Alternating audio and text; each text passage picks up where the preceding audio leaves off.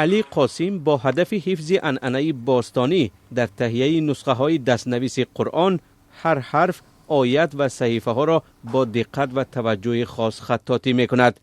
او در خانه‌اش در شهر صنعای یمن خامه را با احتیاط به رنگ زده کلامی برای مسلمانان شریف را نسخه می بردارد.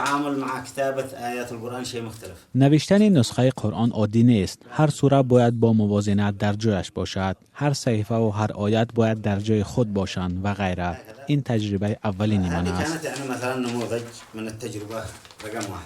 تهیه دستنویس قرآن سالهای دراز آموزش و آزمایش را در بر میگیرد. علی قاسم میگوید پیش از تهیه اولین نسخه دستنویس قرآن او نمونه‌های مختلف کاغذ و خامه و رنگ را تجربه کرده است. در گذشته هنگام تهیه نسخه قرآن کاغذ خاص صیقل یافته استفاده می‌شد.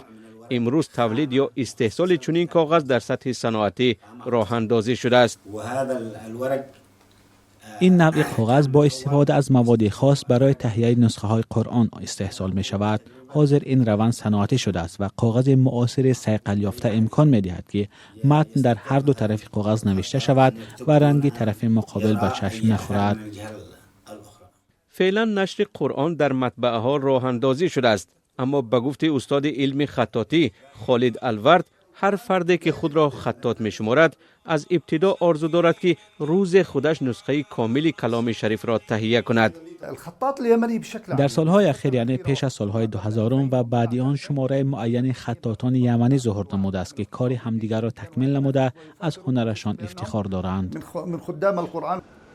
خبرنگار ریترز میگوید صرف نظر از پیامد جنگ و دشواری‌های اقتصادی در یمن، داوطلبان زیاده به مثل علی قاسم تلاش دارند که طرز عنعنوی تهیه نسخه های قرآن را که طول عصرها ادامه داشته است حفظ و به نسل‌های آینده به میراث گذارند.